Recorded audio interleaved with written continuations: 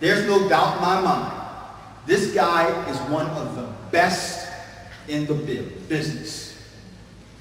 Trust me, because I tried everything I could to pull back those curtains until I picked up the phone and asked him to come here and speak. Because I know what matters most is having people in front of you that are not just walking the walk and talking the talk, but people who are doing the business in the regions and the areas that you are in. That's what matters the most.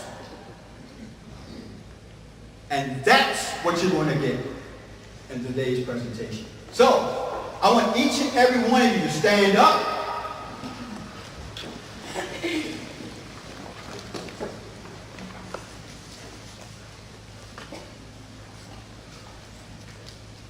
Now, raise your left hand. Give Brad a great big hand.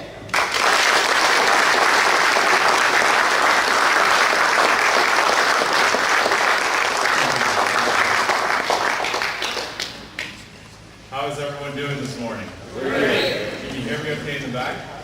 Yes. All right. So, to begin with, I'm going to have a ton of content. One of the things I share with Charles is that we started a MeetUp group just 4 months ago. We're very small compared to Charles, but we have the same principles. We don't sell anything, we don't charge anything. We have been, myself and my company have been tremendously blessed over the years, and we like to give back. So I'm here, just like I tell my MeetUp group, to give you guys all of the content with no holds barred. We're going to take exactly how we do 200 properties a year. So a ton of great stuff in this presentation. You can type text download to that number, you'll get a copy of this presentation. We do have a wholesales MeetUp group and a couple opportunities to follow me on those social media outlets. So the agenda today, we're probably going to skip number one, who we are. I want you guys to kind of connect with me and my company and our core values. What we need, I want to talk a little bit about wholesaling. Touch on coaching. It's not something we do. You've got Charles for that. And then jump into today's topic. The topic is 2 MeetUp groups. So I'm going to combine them. I was told I had 90 minutes. So you guys are going to get a ton of information on marketing. That's what we feel we do best as a company. That's what I've spent most of my time as the CEO and the marketing director doing in the last 12 years building the company. So you guys will get a lot of information on marketing. So I think I have a pretty interesting story. I read a book in 9th grade by Robert Allen on how to buy real estate with no money down. I decided that I wanted to do this business. An investor bought my neighbor's house in 2002 in Vienna, and I went over and talked to him, and he said, I buy houses at steeply discounted prices from sellers who are motivated. And I said, geez, I've got 2 degrees in real estate, no one ever taught me that. I thought you got rich in real estate by buying a house or an apartment, putting down 20%, getting bank financing for 80%, letting it pay off, and in 30 years you had a house paid off, hopefully they'd appreciate. That's how I thought you got wealthy in real estate. That is how you get wealthy in real estate, and that's one of the best ways, but I had no idea that flipping and wholesaling even existed. And I had an MBA and a real estate license and an undergraduate degree. So anyway, I struggled for months to find my first deal. My son, who's in the room, who's now 14, had just been born. So I worked a full-time job. I came home at 6 o'clock, spent from 6 to 8 o'clock, put him to bed, and then worked from 8 to midnight every single night, writing letters, handwritten postcards. I worked on weekends. I drove and put out door hangers. I did everything possible. I came to these meetings, and I saw all these people, just like Charles did, get up here and say, I'm doing this deal, I'm doing this deal. And I was sitting where you guys were, saying, I cannot get my first deal. And as you can see, the next bullet point, I started with a negative net worth of $80,000. That was my net worth in 2002. Graduate school cost me $80,000, and that's what I had to work with. So every day that went by, I got more and more persistent. And I said, if the 3 folks are up here, you guys should be saying the same thing. If they can do it, there's nothing special about them. They've just worked really hard. You guys can do it too. So I'm here as a testimony, 2,000 houses later, that it does work. My first deal, my mom was a nurse, so she wasn't wealthy, never made more than $60,000. She loaned me $20,000 of my first deal. I got my first deal by asking the million-dollar question. Robert Sheeman taught me this question many years ago, and it's a simple question. You ask everyone you know, do you know anyone who wants to buy or sell real estate? So it was a Friday night, I got a call. I put, the first house I ever got, I got by keeping in touch and networking, which I know Charles is a big advocate of. I made an offer to this lady 6 months before. I way overpriced the house, but I kept in touch with her. Her realtor called me and said, hey, you're a foreclosure expert. It's going to foreclosure in a week, so you can help, right? I'm like, yeah. I hung up the phone. I'm like, oh, what am I going to do now? So I called a mentor, and he's like, do this, blah, blah, blah, blah. Buy it subject to, put it in the land trust. I'm like, what in the heck did he just say? Somehow I pulled it off. I bought that house. I flipped it, I made $43,000. That was my first or second deal. But I put a We Buy Houses sign in the front yard because I'm a master marketer. I'm always marketing. You guys should have it on your, we'll go over that in a second. There was a sign in the front yard. A lady called on a Friday night and she said, I want to buy the house. Well, I already sold it. So instead of hanging up on her at 7 o'clock, I said, but hang on, do you know anyone who wants to buy or sell a house? She goes, well, my mom has a house in Arlington. This is 2003. I go, oh, it's a single family? She says, yeah, single family brick. She lives in North Carolina, it's a hassle to her, and she wants she wants $220,000 for it. Immediately I'm like, you don't have to know a lot about real estate to know that single family house in Arlington, when someone wants $220,000, you're thinking, man, what do I have here? So she calls me, she goes, let me call my mom. She calls me back 20 minutes later. I'm convinced she was drinking because she was sounding a little funny. She goes, I got my mom down to $180,000. I bought the house, thought that I could buy it for $180,000, put in $30,000, and it would sell for $350,000. Like every new investor, it didn't take $20,000 worth of work. It took $50,000, and instead of selling for $350,000, it sold for $310,000, but I still made $60,000 from that one question that I still continue to ask to this day.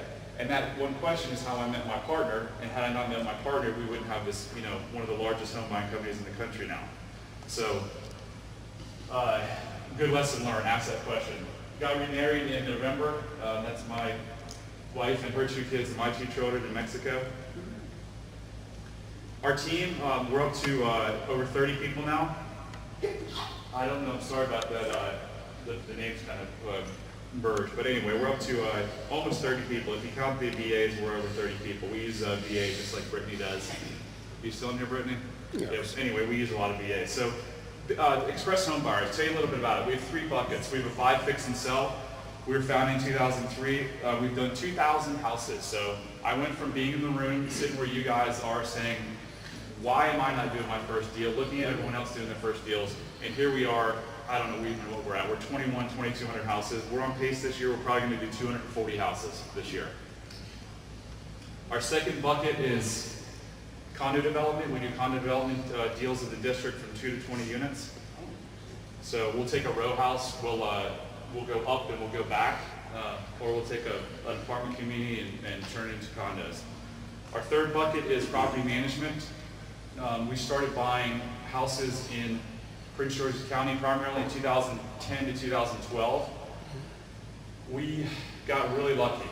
We bought some of those houses at like 40% of replacement value. Anytime you can buy a house at 30 to 40% of replacement value, take my advice, buy as many as you can. I wish we would have bought double of them. We sold a house to a homeowner in Capitol Heights in 2008 for $278,000, completely renovated, granite countertops, stainless steel appliances.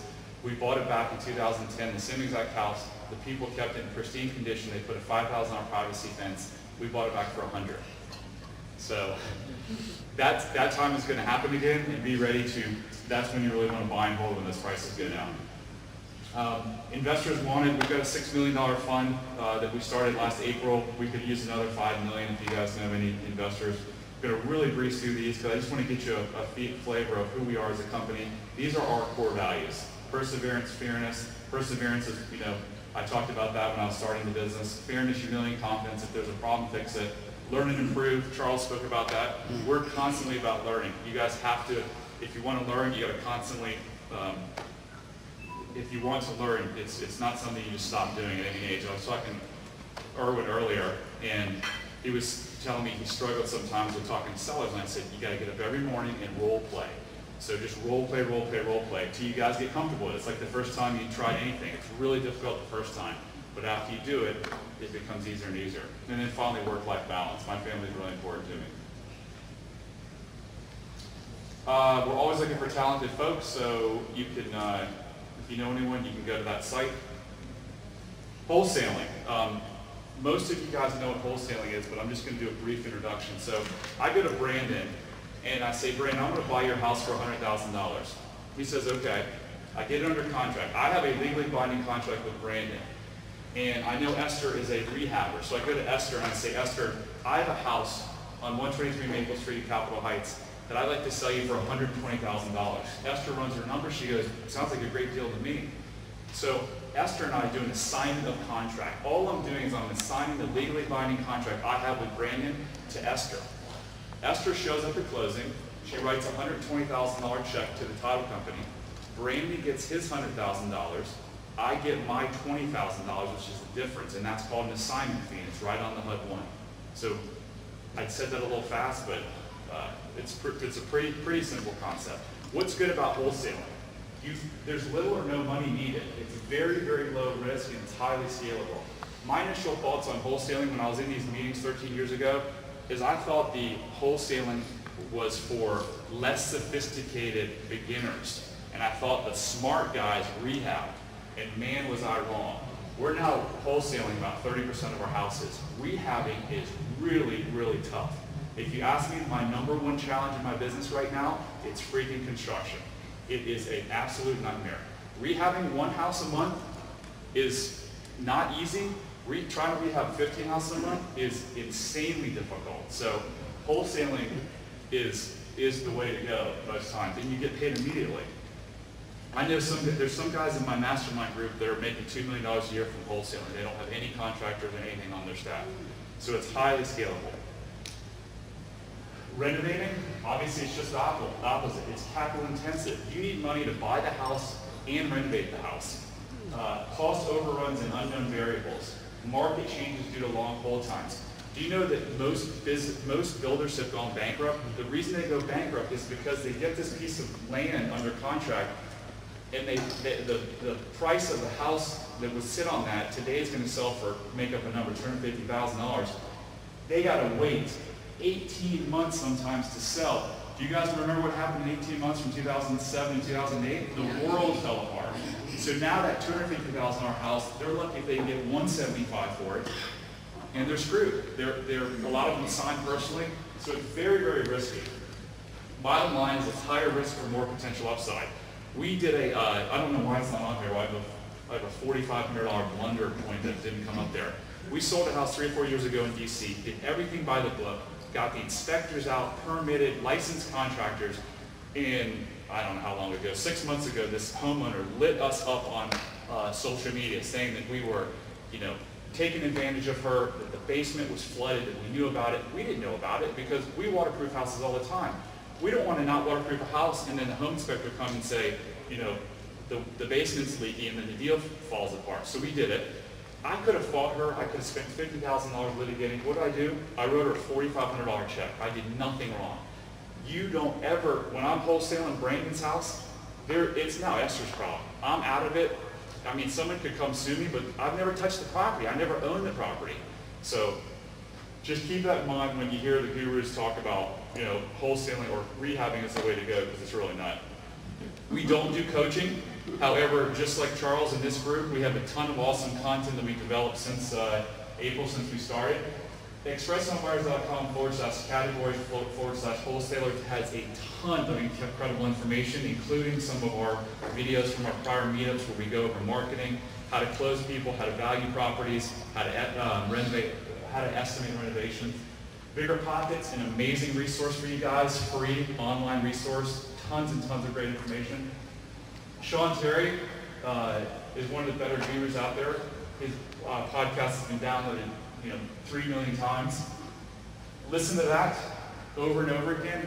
When you're in the car, instead of talking to your friends or playing the radio, continuous learners always learn. So we listen to these podcasts. They are awesome. I don't hardly ever listen to the radio. I'm always listening to improve myself. If at the end of that you still think you need hand-holding, Sean offers coaching, but you guys got some of the best coaches right here in the room.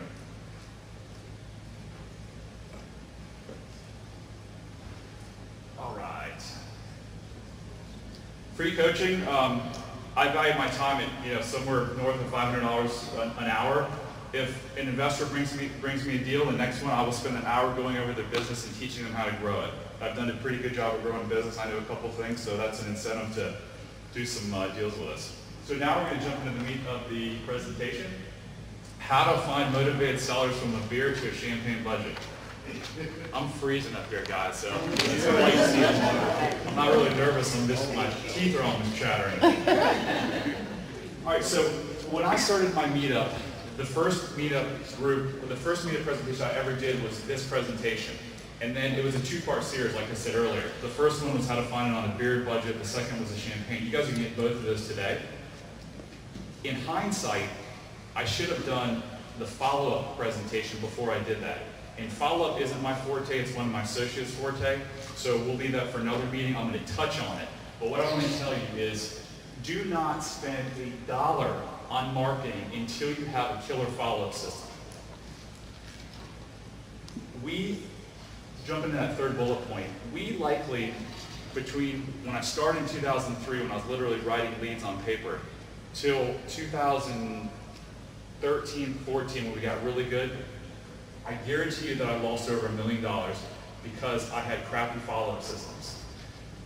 Don't go out and spend money if you can't, one, take the phone call and then have an amazing way to call these people back and follow up with them.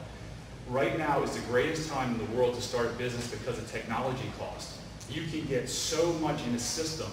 Brittney mentioned Podio. You can get so much in a system for 20, 30, 40 bucks a month that 10 years ago would have cost you $100,000 to do.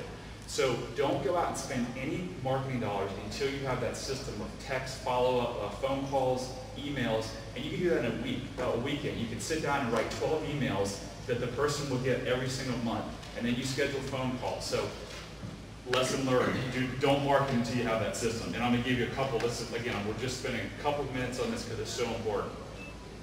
Podio, a guy in Baltimore, Dan Schwartz, took Podio, which is a blank canvas, and created this amazing system for, has all the bells and whistles.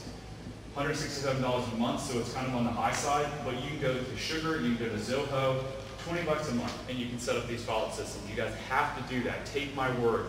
Do that before you go out and put bandit signs, letters, anything, because you're going to be wasting money if you can't follow up on these leads. And these leads are expensive, as we know. It costs us anywhere between $100 and $400 to generate a lead. In San Diego now, the lead aggregators are selling individual leads for $375 a lead, a motivated seller lead. So they're expensive. So think about that. Every time your phone rings, you should look at least a $100 bill. If you don't have a good follow-up system, don't make the phone ring because you're going to be wasting money. Those advanced options, we use Infusionsoft. You guys don't need that right now. Unless you're doing massive volume, just stick with one of the easier solutions. I just put this link on there. I think Dan charges $199 a month. I asked him to give us a discount, and he did. He got it down to $167. That link is right there if you click on it. All right, so again, this was done on a Mac, and it doesn't translate, so when you guys open it up, the formatting issues maybe go on. So number one, business cards with incentive. When I started out, I had business cards that said, I'll pay you. When I started, the referral fee was typically $1,000. Bring me a house and I'll give you $1,000. So I'm like, I'm gonna do it different. I'm gonna offer $3,000. If I can make $40,000 to $60,000 on a house, why am I gonna pay someone $1,000? So we pay a $3,000 referral fee, and I gave those cards out. Everyone I talked to, Walmart, gas station, and I drummed up business. So do that. If you have a website, which you should, don't have Brad at AOL.com or Brad at Gmail. Have your website on there so they can go and check out your website. So Brad at ExpressHomebuyers.com or Brad at Trusted Homebuyers, whatever your company is. You can do that for $50 or less. Vistaprint. You can get them for free now practically. Next one is MeetUp groups, Real Estate Investing Association's online groups. I told you earlier, I got one of my first groups from that. I've met countless people at these events, so continue going to these events. They're great. Bring business cards, network like crazy. I've met tons of people on Bigger Pockets and RIAs. Actually, we spend nearly $2 million a year marketing, and a lot of that's online. So we get leads from all over the country. Well, I couldn't find someone in Philadelphia. I got on Bigger Pockets yesterday, and now I've got like 3 people that I'm starting to send leads to in Philadelphia. So it's an incredible way to network. Again, great time to start a business because of technology and all the benefits that it gives. Nursing homes and retirement communities. I've got a friend in Hagerstown who called me last week and said, Brad, the last 6 times I've gone to this retirement home, I've gotten a deal, 6 deals out of it. And he says they're about 30% juicier than his normal deals. Not many people do this, but it's a great source because to move into the retirement community, a lot of times these folks have to sell their houses. So they're receptive. You can get, the participants in a room like this, they're receptive to have you because you're offering a solution that's going to help their business. Door hangers. I did a lot of this. This is a shotgun type approach, but if you guys are driving for dollars, you should definitely have a bunch of door hangers in your car. They're very, very cheap. And if you see a vacant house, we'll touch on that a bit, but it's just another tool in your arsenal. Have door hangers. You can probably get those done for 50 to 100 bucks.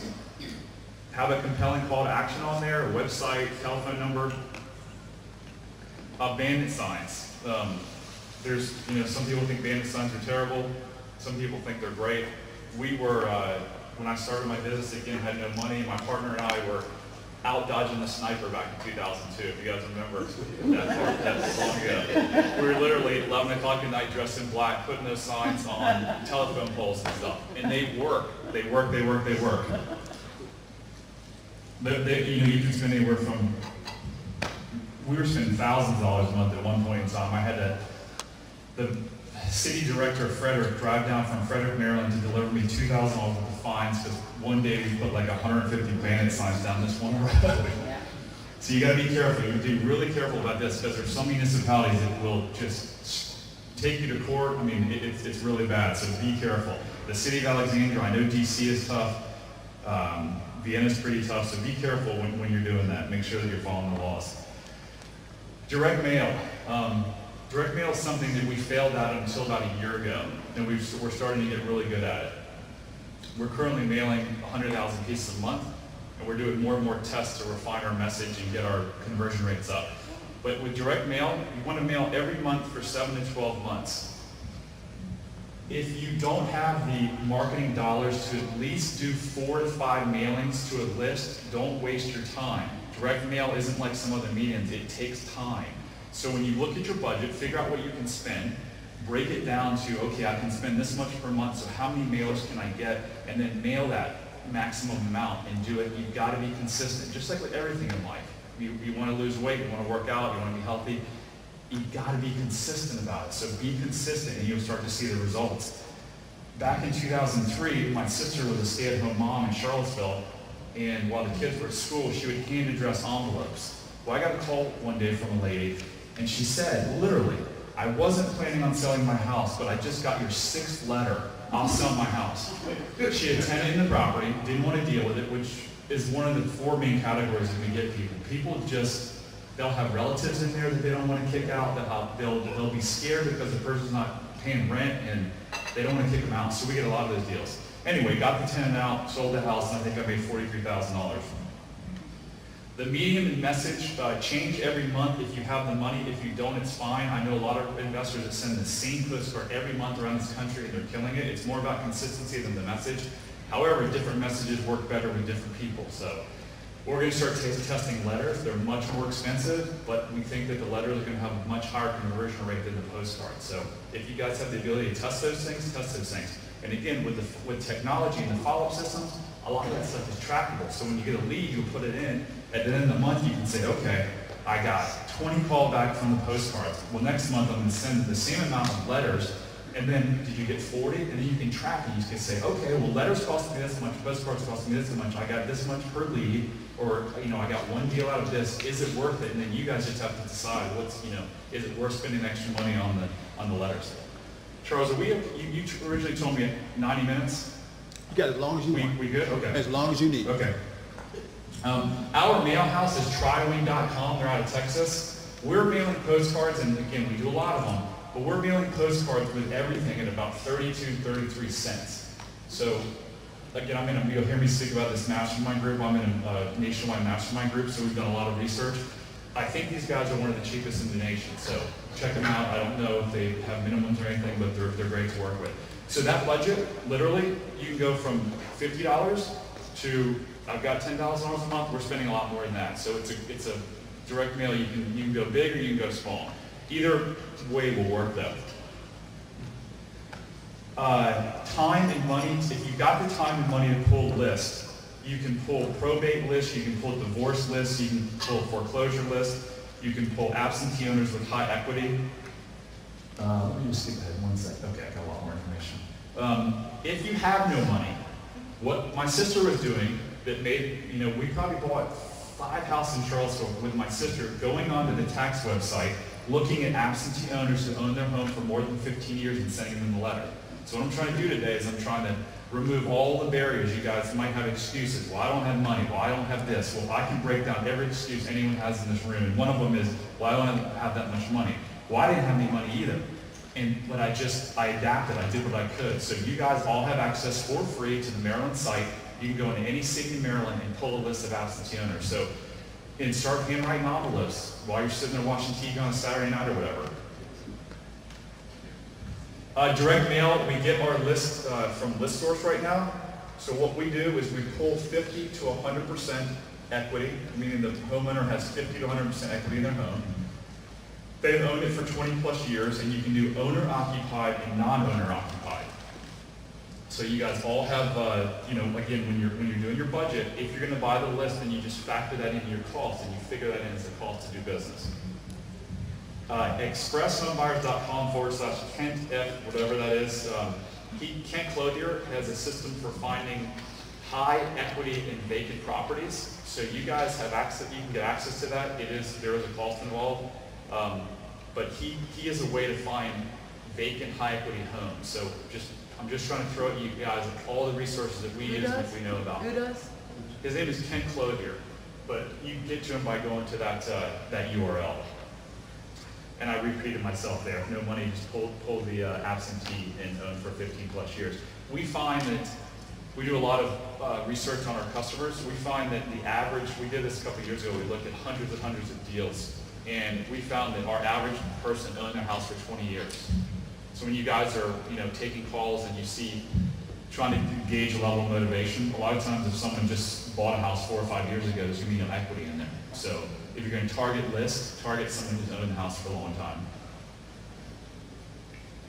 And by the way, those folks moving into the retirement communities, a lot of times they'll have their house paid off. So you don't have to worry about a mortgage.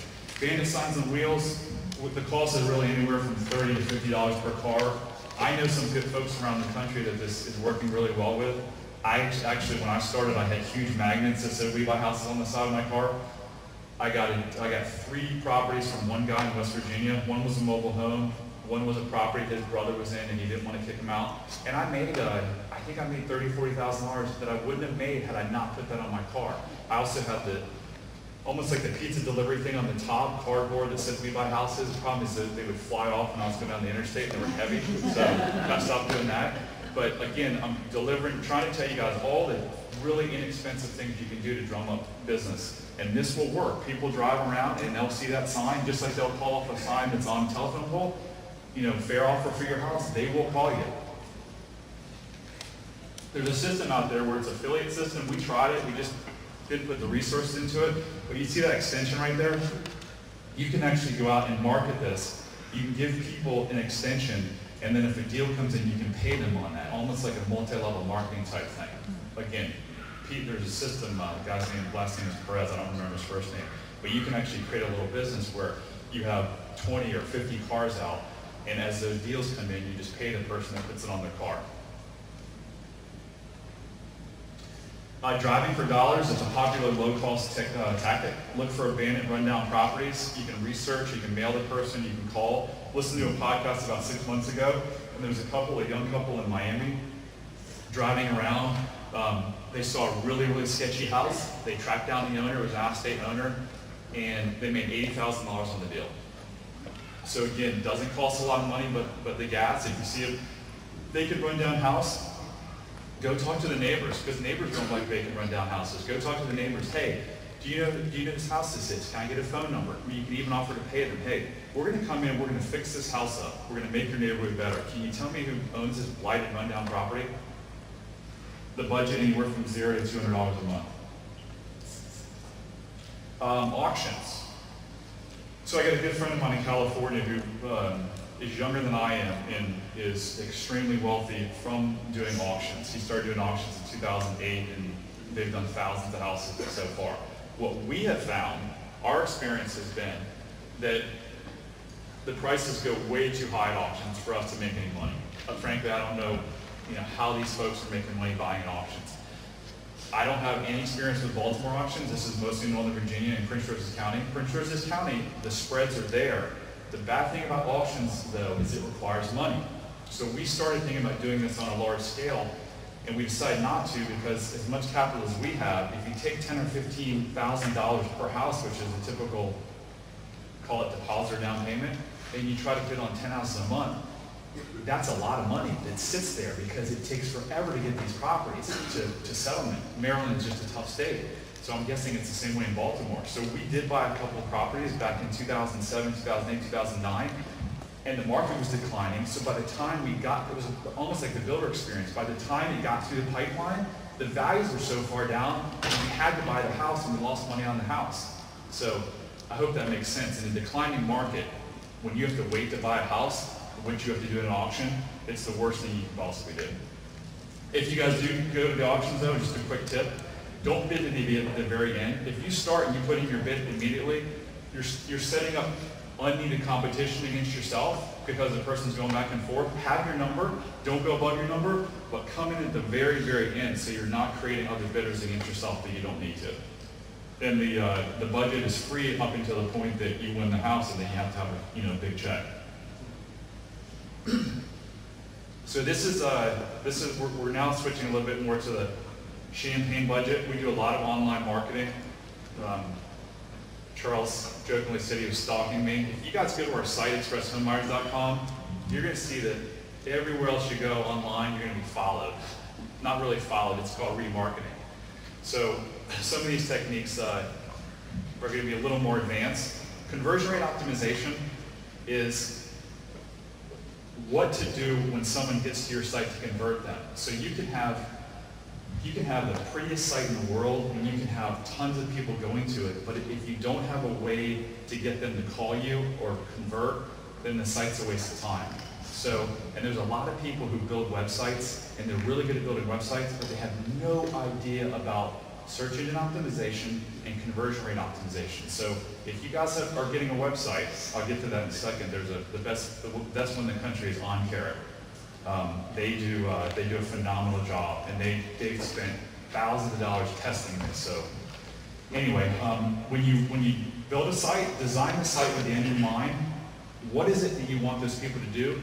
I want people to call, because I don't know about you guys, but I cannot close a deal until I talk to someone. They can fill out all the forms they want, they can text me, but until I talk to them on the phone and get an appointment to come to their house and sign an agreement, so guess what? Build your website for them to call you, not to fill out a form. So that's number one, call. Number two is fill out a form, and number three is probably email or text. So when you build your site, if you're doing it, I do not recommend you do that. Build it with that in mind. Have a strong call to action. Wholesaler with non-carrot site and thick skin. I don't even know what that point is, so we'll skip that. If we have time, I can go back as part of the presentation. I can kind of do a little bit of a review of our site, and what I've done in the past also, again, if we have time, is to pull up anyone in the site, and anyone in the room. I'll pull up your site and give you a critique. Oh, I was asking for a wholesaler with a non-carrot site with thick skin, because we can come back to this if at the end of the presentation we have time, remind me, and I'll pick two of you, or you guys can volunteer. I'll pull up your website, I'll critique it, I'll tell you what's good, what's bad, and hopefully give you some improvement ideas. I'll also give a quick review of our site. Keith? Just a quick question. I don't understand what Carrot is. Is it called carrot.com? I'm going to get to that in 1 second. I'm sorry, I'm kind of skipping ahead. I've got so much content, but I'll get to that in 1 second. And here we are, Investor Carrot. So Investor Carrot is the best in the business. I'm pretty sure Brittney is a Carrot. Is anyone else used on Investor Carrot? Yeah, I'm a buddy of Trevor's. Great guy. he has really kicked some butt in the last couple of years with this site. And I know people that turn it on 3 months later that they're doing deals from it. So don't go out and try to build a site. He's like 20 bucks a month, 40 bucks a month, 40 bucks a month. You get like 3 sites or something. You get a cash buyer site, a motivated seller site. And how much is it? 99. 99 for the 3 sites, okay. But I think you get 1 site for $40 or $50. You can't. Okay, so he spends all day doing this. So why are you going to go out and create your own site and try to compete like he's the best and it's cheap? And not only does he give you the site, but he tells you everything you have to do to get free searches, which is SEO, search engine optimization, the organic, to get you ranking at the top.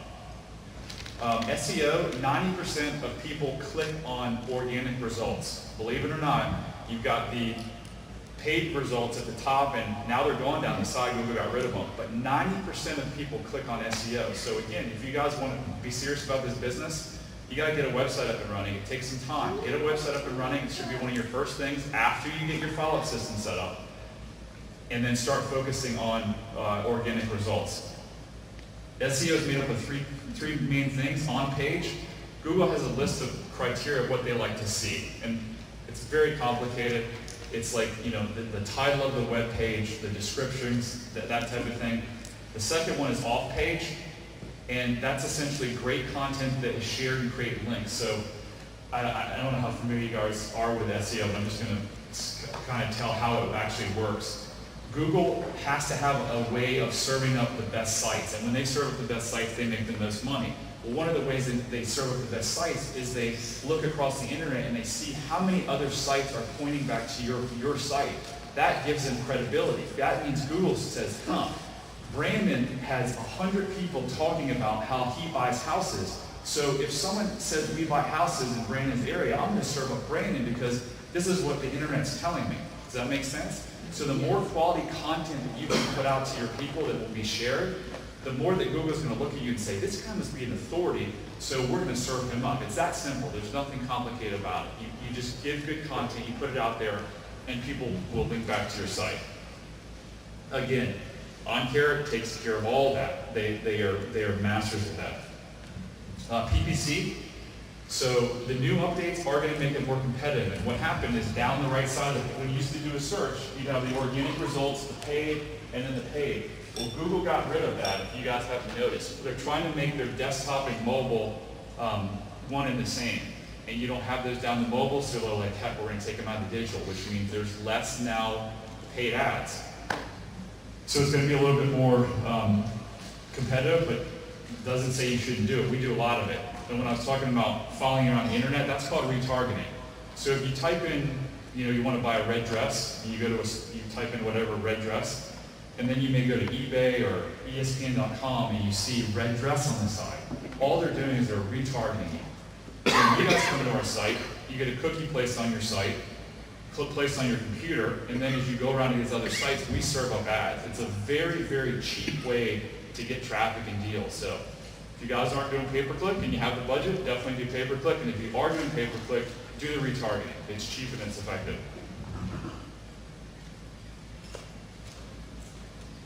Social media, Facebook ads, we have gotten a ton of clicks, Facebook ads have gotten a ton of clicks and no conversion. That's what we found. I'm so determined to figure this out though, because I think Facebook, everyone uses Facebook. When I say everyone, I mean it's almost everyone. My mom is 73 years old. She uses Facebook on her phone. So our demographic is 45 to 70, 75 years old. They're on Facebook. So we haven't figured it out yet, but we will figure it out. What I'm telling you is that we've been able to get, when we do those Facebook ads, we've been able to get a ton of clicks at like a tenth of the price that Google pay-per-click costs, but we can't get those people to convert. So we're working hard on that. And then posting what you do so others can see. I know that people have gotten deals off of Facebook by just putting stuff on there. Hey, do you know someone wants to buy a house? You know someone wants to sell a house? Or putting up a house that they just renovated, and their friend says, oh, you buy houses? My neighbor needs to sell. So it's cheap, it's fairly easy. Let people know what you do. It's kind of like the post. It's a virtual way of handing out business cards. Instead of going to Walmart and handing out business cards, you're kind of doing it online. But just don't do it over and over and over again, saying the same thing. Like, give people content that they're going to be interested in and want to share. My hands are getting numb up here. So these are really, these are back to some other ideas that don't cost anything, and that's Craigslist.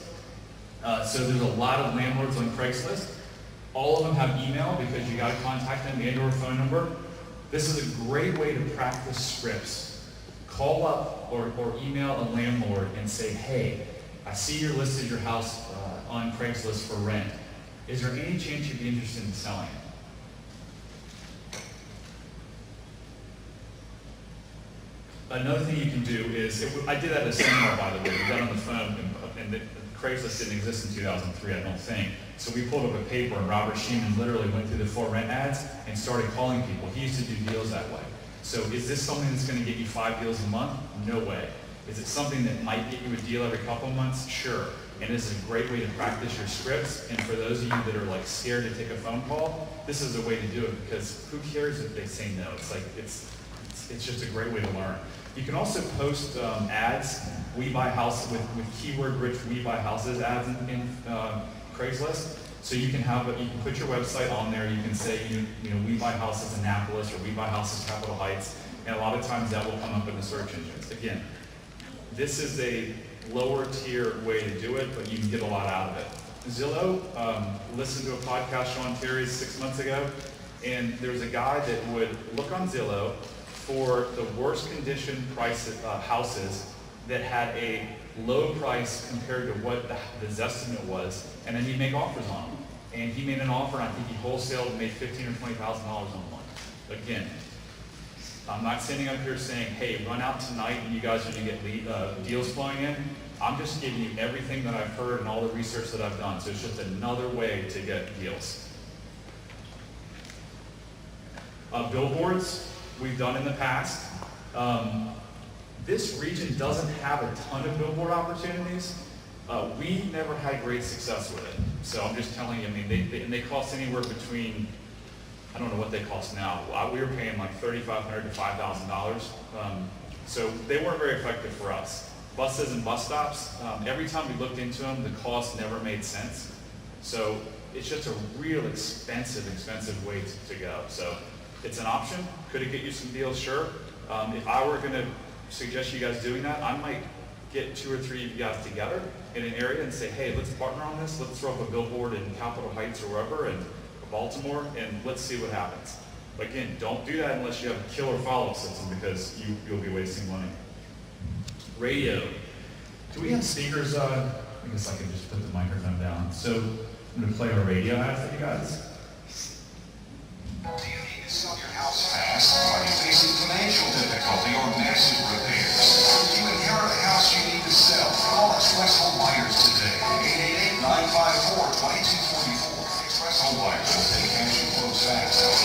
888-954-2244. Our offer in 7 minutes to sell your house in 7 days. ExpressHomebuyers.com.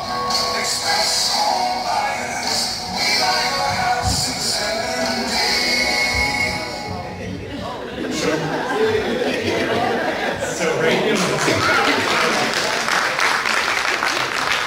radio is another effective mechanism that I know a lot of realtors and investors around the country have taken advantage of. It does take time. Unlike TV, we can turn on TV. We started TV a couple years ago in Baltimore, and by the time our TV bill was due, we had already wholesaled a house and made $30,000, and we were only spending $15,000. So both radio and TV could be something where a couple of you guys got together and tested it. Just be aware, though, that radio takes about 3 or 4 months to really get going, and it can be expensive. It's definitely an expensive form of marketing. And this is one of our 15 seconds. So we have four ads targeting our biggest 4 type of client, if you want to call them that: inherited house, massive repairs, financial difficulty, or tired landlord. So this just happens to be the tired landlord one. Inherit a house and don't know what to do? We can help. Call us now for an offer in 7 minutes to sell your house in 7 days. Express Homebuyers. We buy your house in 7 again, TV is, you guys have seen us for so many years. TV has been very effective for us. However, it's very expensive. There's some months we spend, $80,000 a month, and there have been months where we spent that much and we got, 2 deals or something. It doesn't happen that often, but it's an expensive mechanism. And I've turned some people on in our mastermind group to it, and they haven't had luck with it, which I don't know how or why, but some people have really great luck and some people don't with TV. So we are going to have extra time, so remind me when I'm done this presentation. I'll answer questions, and I'll also go back and show you our website if I can get internet connection here, and I'll do a couple of analysis for you guys. So making money with Express Homebuyers, we're looking for properties in the DC metro area, up to like Annapolis and Baltimore County. We'd like an ARV greater than $100,000 because we don't want to do any of the Baltimore city houses. We've gotten burned there too many times on the lower price houses. We do have a cool program where you can either wholesale to us or you can do a joint venture with us where we'll give you 25% of the profit. Always trying to do things kind of outside the box and figure out, hey, how can I do something better than the next rehabber out there? And that is, hey, if you guys want to stick in the deal and learn about it, we'll do that and we'll pay you 25% when the property sells. We have a very, very simple process for submitting deals. Again, remember, if you guys texted that, I'll put the number back up. You'll get all this, so no need to write it down, but it's just expresshomebuyers.com/submit deal. And we'll get back to you within 24 hours. If it's urgent, obviously pick up the phone. We have a closed Facebook group. If anyone attends our physical meetup group, we have a Facebook group that we post all kinds of cool stuff on there that we don't give to other folks, contracts and repair estimates and all kinds of neat things.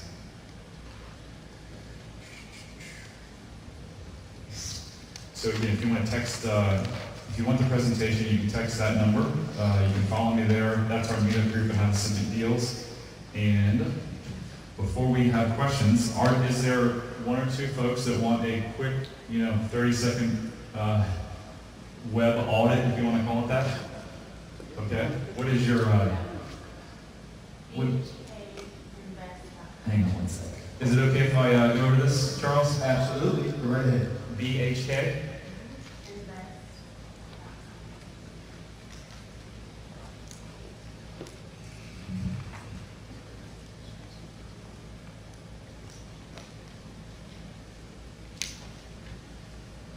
Are you guys thick-skinned? You won't be upset if I...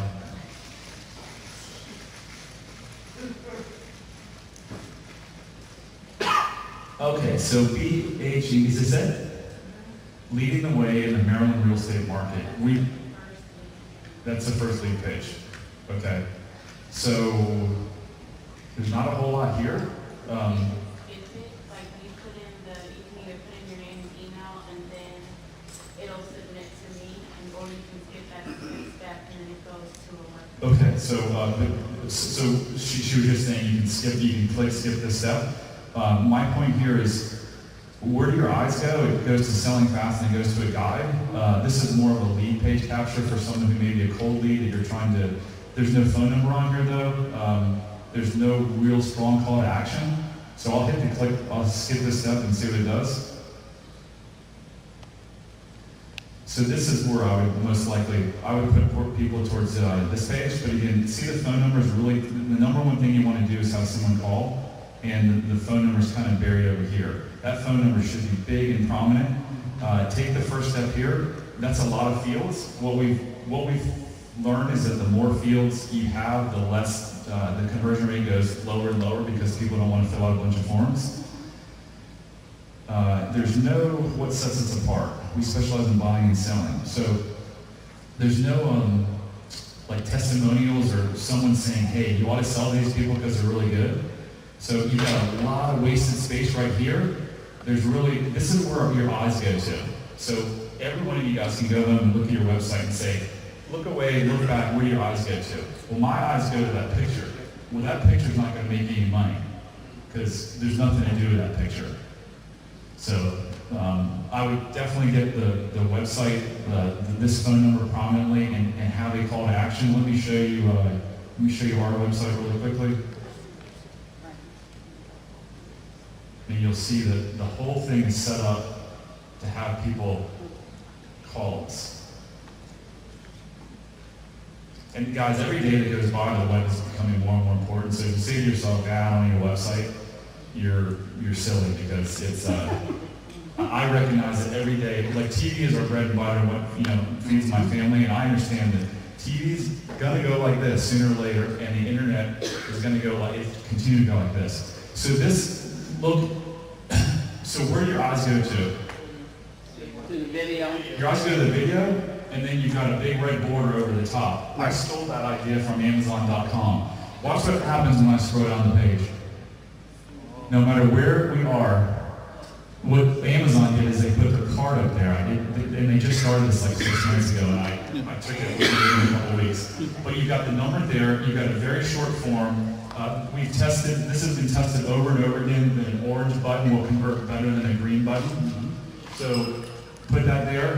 We also find a lot of people, there's technology that will allow you to see when someone clicks on your site, where everyone's clicking or where they hover their mouse. And a lot of it's how it works. And I don't take any phone calls anymore, but I can remember taking hundreds of phone calls where the seller's first question was, well, tell me about your program. How does this work?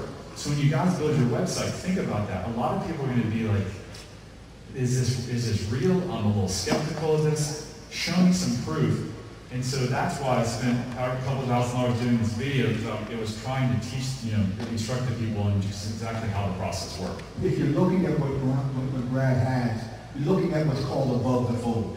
The above the fold section is going to be the point where the person is going to pretty much decide whether or not they're going to do business with you. Going back up to the top of his page, he has about 5 to 6 multiple options for that person to call to actions for people to do something with his business. Give him a call, watch the video, and so on.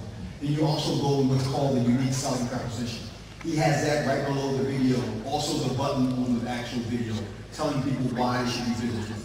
That's the key to your conversion. Getting that person to convert before they have to scroll. Why? Because 75% of the people aren't going to scroll down your page. They're going to. Exactly. They're going to vote. So whatever you can hit them with before the scroll begins that converts them will be your most powerful mechanism. Brad was talking about something called heat map. It's called heatmap.com, where you can actually put a heat map on your computer, and over days you can see exactly where the eyes are going. Generally it goes from left, top, right, going down the page. That's what he's talking about. The heat map that you can add on a code on your page, and you can monitor your site and see where your visitors are coming from. Didn't mean to interrupt. No problem. And this is a pop-up.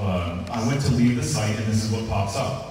I can't tell you how many deals we've gotten from this source, and this is expensive, but this is $300 a month, but they have them you can get a WordPress plugin for like $20, $30 a month now. One thing I forgot to say is that with our lead follow-up is so good that in the last 12 months, we have closed 8 deals from missed phone calls. Who is calling missed phone calls back in this room? Okay, so you guys are leaving a lot of money on the table with missed phone calls. If you have a follow-up system, like I've been preaching up here since when I first got up here, you would be able to put those missed phone calls in that system and then say, hey, I'm going to call these folks back. We use a VA for $4.50 an hour that calls these people back. I was in Hilton Head last year, and one of our 800 numbers wasn't working, so I called to test it. And I didn't even know our system was so robust. In the week that I was at the beach, I got three phone calls that I didn't answer that went to voicemail. I got 3 voicemails, and I got 3 texts, and they were all, hey, we missed a call. This is Express Homebuyers. Are you interested in selling your house? So just do that. I will do one more. We buy Baltimore realestate.com. Okay.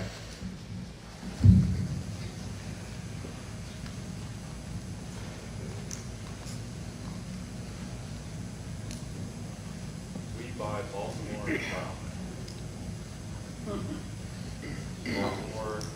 real estate.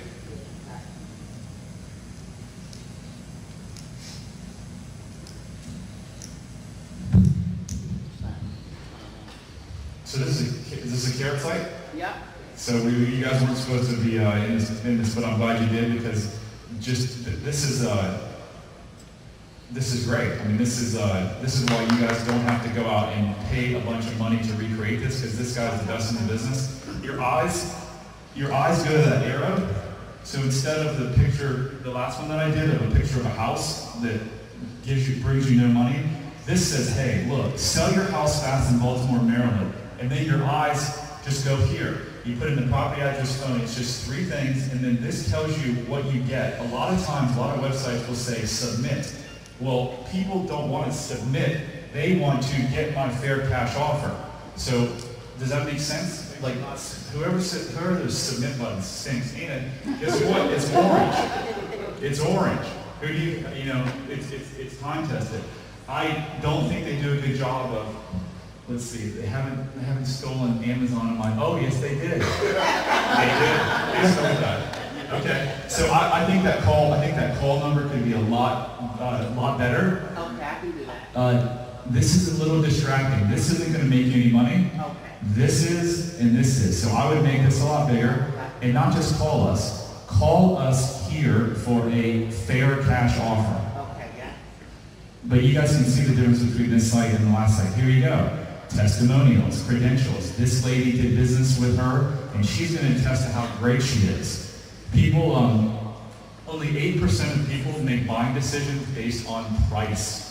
People do business with people they like and trust. So when you're talking to sellers, when you're meeting with them in their home, you're trying to connect with them, you're trying to build rapport, you're trying to understand their pain, and then what their pain is, and speak to their pain and how you can help their pain. I've got a sick mother, I've got to move to Florida, I've got to be there by September 15th. Well, Judy, I understand you just told me a couple minutes ago your mother's sick, and I feel real sorry for you, and I hope it works out. You need to sell this house. You need to go take care of your mother. Here is a solution that's going to get you there. Do you agree? So that's what you're doing. You're just identifying with their pain, and at the end of the day, we're problem solvers. We're solving people's real estate problems is what we do. So, again, I didn't want to do it first site, but now I'm glad because you guys can kind of see the difference. And you scroll down here, and there's another form. So you always, no matter where you are, you have the ability to fill out a form on our website. You guys saw it, no matter what page you're on, I've got my form down the right side. So just make it easy for the folks to find you and connect with you. So that's it. You guys have any questions? I hope you got lots of great questions for me. As far as your buyers, do you just, once you have a property under contract, do you just kind of market to your buyers, or do you also use online to also sell the property to the end? So his question was, what do we do about buyers and moving our properties? Is that the question? Yeah. So we're buying about 20 houses a month now. We're getting, I should say, 20 houses under contract a month. We're probably wholesaling 30% of those. We're probably buying, trashing out and listing another 20%, and then we're rehabbing the rest. So our buyers, we actually work with a good friend of mine and former business partner who has a pretty robust Keller Williams team. He also has a hard money business, so he has tons and tons of cash buyers. So we work with him in the DC market to sell properties. Yes, ma'am.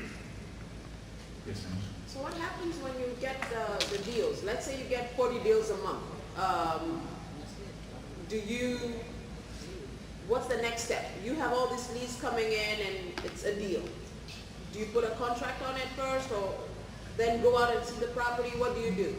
So for years and years and years, we relied on TV too much, and we sat back in our office and we waited for the juicy deals to come in, and we would literally do the deals over the phone. We would say, we're going to offer you $150,000 for this house. If the person said no, we'd say, we'd try to convince them, but if it didn't work out, we'd say sorry. That was a major, major mistake. In the last year, we have started, if the person has equity and there's motivation, we're going out to see that house, because you cannot sign a contract over the phone, believe it or not. You got to get in front of the people and they've got to sign the contract. So now we're going out, and our conversion, or not our conversion rates, our close rate, we're just closing so many more properties now because we're going out, we're building rapport with these folks, we're talking about their pain, we're sitting across from the table. They're seeing that we're not some fast-talking group that's, going to take advantage of them and not do what we say we're going to do. And we build that rapport, and then we sign up a deal, and we either wholesale it or buy it, list it, or fix it and flip it. I mean, when you say we, are you saying you have a team that is set in place that actually goes and does this? Yeah, I don't know if you came in late, but we have almost 30 people in our organization. So we have a whole acquisition staff. We outsource the sales. We have an accounting department. We have a marketing department. But it wasn't like that. I started out by myself, buying houses, and then I hired my partner, and then we split up roles, and then we just started growing. Thank you. On the assignment deals, or the deals you're working with Keller Williams, the wholesale deals you're talking about, do you typically take ownership to them, go to closing first to resell them? Especially if you're working and trying to list it with a Keller Williams agent. So her question is, what do we actually close on the properties, or we just wholesale them? We do both. So we actually truly do wholesale a number of properties every month, where that scenario with Brandon and Esther I talked about, where we never do take title, and we just get an assignment fee closing. A lot of the properties though, we do end up buying and then just relisting, and then the last subset is the ones we actually buy and do a full renovation on. Did that answer your question? Yeah, it did, thanks. Okay. So when you say that you're giving them an offer once they go on your website, are you actually already giving them an offer on their house, or you're saying that you go out to the property first, then give them the offer? So the question was, are we actually giving them an offer over the phone or on the website, or making it at the house? So up until a year ago, we would make every single person an offer over the phone. Now we've kind of shifted our strategy because we found that getting in front of these people closes more deals. So sometimes we'll throw out a range, and sometimes we'll say we need to come to your house to make that offer. And there's hardly anyone that's going to fight you about getting to their house. And that's a beautiful thing. You know, there's got to be realtors in this room. Realtors, the number one thing a realtor wants is an appointment at the house. Well, it's tough for a realtor to get an appointment at a house. An investor, it's a lot easier because you literally say, listen, I'm a cash buyer. I'm going to make you an offer on your house. Brandon, how in the world can I make an offer on your house unless I come see it? Like, I got to see, do you have structural issues? Is the roof leaking? You know, is the electrical all messed up? So get an appointment by saying that. And once you get there, you build a rapport, you're going to have a much better chance of signing that contract.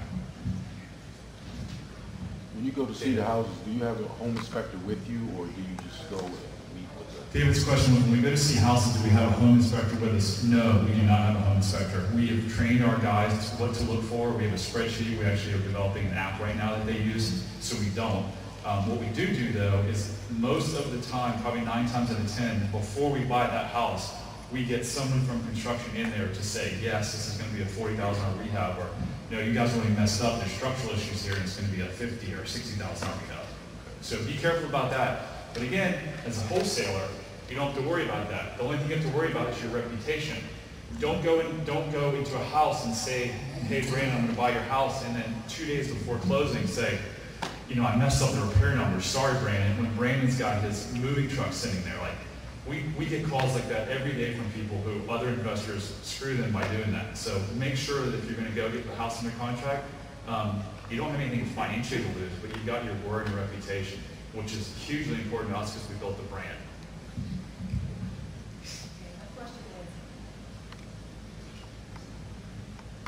Yeah, go ahead. I wanted to know, when did you decide that you wanted to start building a team? Like, what stage of the game were you at when you said I had to build a team? At what stage of the game did I decide I had to build a team? So I'm a huge fan of Gary Keller and what he's done with Keller Williams. He has an amazing book called The Millionaire Real Estate Agent, and he's got one called The Millionaire Real Estate Investor. And he basically says one of the first hires that you do is an admin, because a lot of us are worth, pick a number, $50 to $1,000 an hour, but we're doing admin-related $10 and $15 an hour tasks. So when you see yourself doing a lot of those tasks, again, read Brittney's book. This is a great time because, again, 20 years ago, 15 years ago, you couldn't get a VA for $4.50 an hour. Now you can. So as soon as you find yourself doing, you guys should be tracking your time. If you're struggling and you can't figure out how to find deals, track your time on a weekly basis, see where you spend your time, and I guarantee you, you're wasting a lot of time either on emails or menial tasks that are $10 to $15 an hour. Get rid of those tasks, get them to someone else so you can focus on dollar-generating activities. Dollar-generating activities are following up on leads, generating more leads, and going out to the houses to close deals. What percentage of your business comes from off-market deals? What percentage of our business comes from off-market deals, meaning non-MLS offers? 99.9. So we do not do much on the MLS. A buddy of mine in Texas has a program where he claims that he can search MLS and it will kick out good deals. So we're going to test that out, but we haven't. Now, back in 2010, in February 2010, we bought 22 properties off of MLS. They were all REOs. Unfortunately, you can't do that anymore, at least to that volume. So we like to generate the better deals, and that's going straight to the seller. How about two questions? Regarding the VA, I do have one now. Did you train your VA specifically for admin tasks? And the other question I have is direct mail.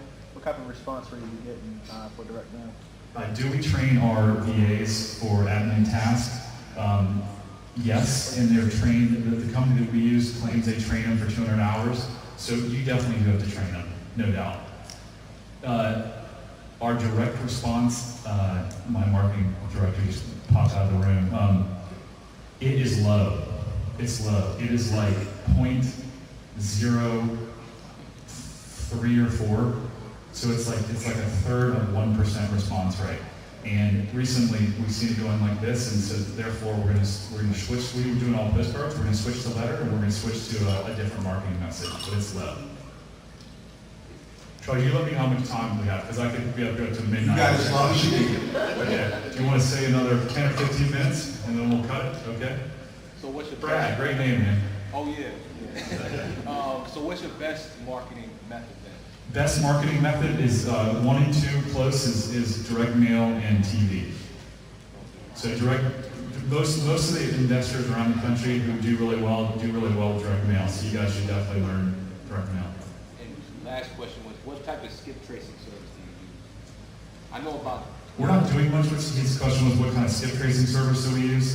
We have TLO. TLO is very, very hard to get. They come and actually do a complete audit of your office, but you can find the seller.com. There's tons of them out there, but we're not doing much with skip tracing now. Marty? What company you use for your VA?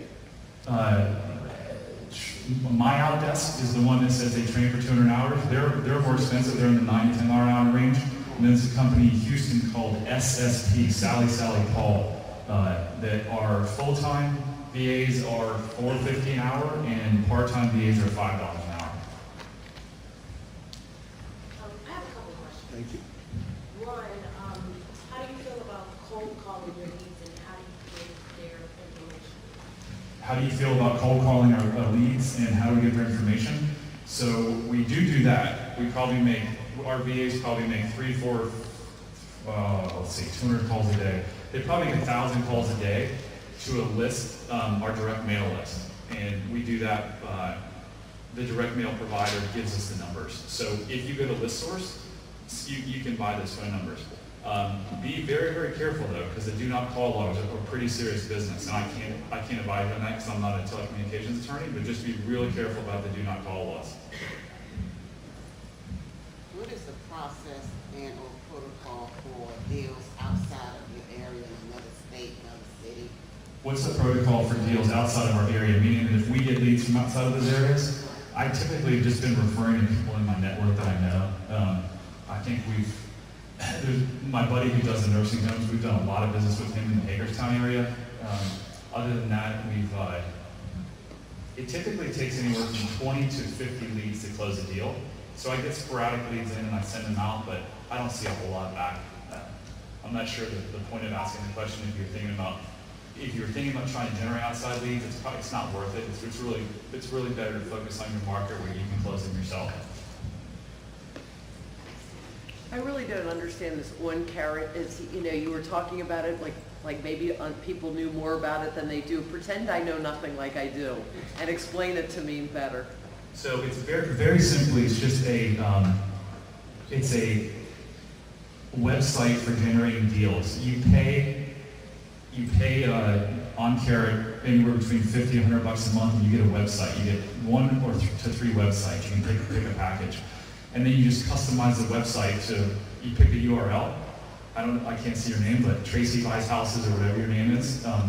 And then that's your website. It just happens to be, they're an investor. They provide real estate investors with websites that are the best in the business. So they're already put together. They're already put together, and then you can go in, they'll say, hey, and they'll give you full instructions on how to get leads, how to put your name in there, how to put your phone number, all that. And that's the website that we go to, Express Homebuyers? Yeah, it'll redirect to there, yep. Okay, perfect.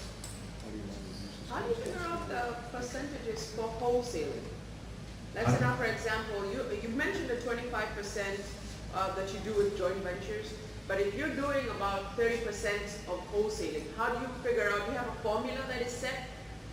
So like now, for example, if I have a property that's 250,000, am I going to do wholesale that at 10% or how do you figure So that? that, if you as the seller, you as the investor you would decide that. So you would say, hey, I've got this house, you don't have to tell us what's on the contract for, but you can say, I want to sell this house for $250,000, and then if you got under contract for $240,000, you know you're going to make $10,000. If the deal is going to make $100,000, then you're going to sit there and say, okay, do I want to make $10,000 today, or do I want to joint venture with Express Homebuyers and get paid the $25,000 6 months from now, 4 months from now, whenever the house is rehabbed and sold? So we don't figure out any formula. That's you come to us and say, I either want to wholesale it or I want to stay in the deal, joint venture with you guys, get paid on the back. Yeah, so for probate, usually how long do you wait before you market to like the executor of the estate after the estate has been opened? So his question was, how long do we wait to mail to probates? We mail right away, and then we keep mailing for like 15 months when we've done it. I've heard some people say that you should wait, and I've heard other people say that they start right away because they're the first person to touch them. Probate investing is really competitive. Like there's so many people doing it, so it's going to be tough. I also know people that don't start until a year, and then they go from a year to like 2 years. So there's no right or wrong answer to that question. You could start immediately and get deals, or you could start in a year and get deals. It just happens to be what's the mood of the person when they pick it up, and does your message resonate with them? But that's a highly, highly competitive space. So I'm not saying not to do it. I'm just giving you guys my knowledge of that space. When we mail, we'll often hear people getting sometimes up to 50 postcards or letters that are personal representatives. So how would you deal with a client that has a property that has been vacant in DC for like 4 years? He doesn't want to rent it because he doesn't want rental issues, but they are reluctant to sell because the wife is attached to the property. How would you Is it Helen? Yeah. Good to see you again. Good to see you again. So I'm not quite sure what your question is. You've got a property owner in DC that the property's been vacant for 4 years. He does not want to rent. And did you say he does not want to sell? Because the wife is attached to that property. Because the wife is attached to the property. Yeah. Okay. So the simple answer is some deals just aren't deals. Some deals just don't work. A lot of investors try to make stuff work that doesn't work. Have you spoke with the wife? No. But the guy is my client, so. The guy's your client? So this is just my advice, whether it's right or wrong, I would have a meeting where the wife was there, because you can't get her, she's gonna have to sign, so you should have a conversation with her about, the pluses and the minuses, and what are they gonna do with this house? He has pain points around it, so again, I would address those pain points in this meeting and talk about how these pain points are affecting him and how you can fix it. And, they're not doing any good holding onto the property. It's possibly run down, it's cost some taxes and upkeep and all that. So I would just try to get across to her that you're a solution. Obviously, it's not working for him to do it, so I would step in if I were you and try to have a conversation with her and him at the same time and try to convince him that this is the right way to go. In that situation there, will it be advisable maybe if she could maybe partner with them, co-own the property and put it back on the market and manage it, and they get income, everybody gets something? Sure. Her question was, would it be good in that situation to offer to partner with her? And as Charles and Brittney were saying earlier, this is where you got to get creative and think outside the box. Like there's something that you're not providing her. You're not providing a solution that she's up for, so that's why you got to sit down and you got to figure out what are her pain points. It's not just she's attached to the property. There's more to it than that. I'm attached to the property, and I think I can make this much money, or I think in 15 years it will be worth this, or whatever it is. So if I think it's going to be worth this much in 15 years, great. let me partner with you, let's get rehab, let's get renters in there, and then you'll still have the property in 15 years worth what you think it's gonna be worth, right or wrong, but you'll have 15 years of income that you're not gonna, lose out on. So absolutely, I mean, just whatever it takes to get the deal, but you're not gonna know that unless you sit down and talk with that lady and figure out exactly what is keeping her from selling that house. And then you provide that solution. Or we do like 3 or 4 more questions. I promised my kids I'd take them to the Children's Museum. Yes, one of the quickest ways that you suggest. I said, what is the quickest way you think that you suggest a person can generate leads if you're dealing with a low budget, starting into a business? Quickest way someone can generate leads starting the business when they have a little to no budget. Very, very easy question. Answer is direct mail and bandit signs. Put the magnets on your car, get the business cards, all that costs anything, get the bandit signs, and then direct mail hardly costs anything. You go to Staples and get a box of 500 envelopes and paper, and go on the website, go on the SSAT website, find those people and just start mailing them. It's exactly what I did. Like, you're talking to someone who had no money, and that's all I could do. And network. Be in this room, talk to people. Have you had any experience with actually knocking on owners' doors? And what are your thoughts about doing that? Any experience with knocking on doors? I've personally done it myself. I hired a guy in DC that did it for a couple months. He wasn't the right fit, but it's a great way to do it. It's a very, very time-intensive, non-targeted way to do it. But have the door hangers, walk neighborhoods, knock on doors. If a realtor could go with you, or if you happen to have a realtor license, or you can refer them, it's another way, because you can knock on the door and say, hey, I'm in the neighborhood, and do you happen to know anyone who wants to sell in this neighborhood? Instead of coming up and saying, do you want to sell your house? Because people are going to be like, no, I don't want someone else. Hey, I'm just walking through the neighborhood. I love the neighborhood, and I'm just curious, do you happen to know anyone who would be interested in selling in this neighborhood? And then eventually you'll get one that says, yeah, I've been thinking about selling. Great. Can I make you an offer, an as-is cash offer on your property? And then you just proceed from there. So let me ask you a question. Great information. So today, go out and get a follow-up system, and then get some cards and some signs on your cards. Start from there. That would be a hell of a start. Yeah, great start.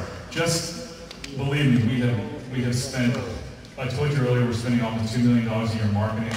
We've made countless mistakes. We have wasted hundreds of thousands. We've lost millions of dollars. We've made millions and we've lost millions.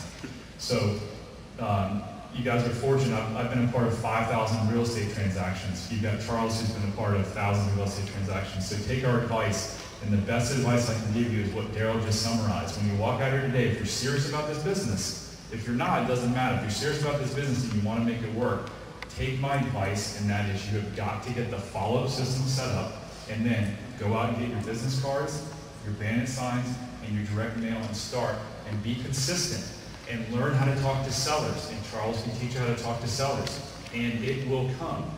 And then there's going to be a lot of you that just say, hey, I'm not up for that. I don't want to work that hard, and I'm not going to persevere.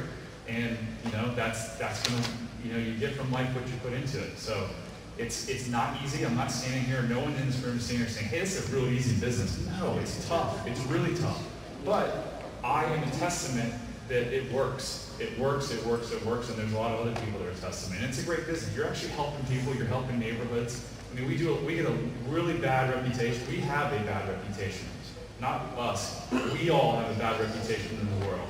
That we, steal little old ladies' houses, and, realtors, you prey on people. Well, I can't tell you how many. Go to our website and look at the videos. They're not made up. These are real people that had no other solution that we helped out. And then we take that house, that blighted house, and we make it look nice again. And now it's higher price. The neighbor's house is increasing value. So do your part to change the reputation of this industry. Stand above the riffraff out there. You'll go to our website, and from day one, a lot of people hide behind the We Buy Houses signs, and I get it, because some of them just don't want to get caught. Others, they hide behind because they're doing unscrupulous things. Right. From day one, you've seen my face out there. You go to our website, our address is all over there. We're not hiding it from anyone. Look, here's the price we can pay for your house. If you don't like our price, go somewhere else, call a realtor, whatever. So I just urge you to do that. There's a lot of great people in this industry, and the people that bring it down, and it kind of sucks, but it is what it is. So, thank you. Thank you, Brad. Let's give him a big hand.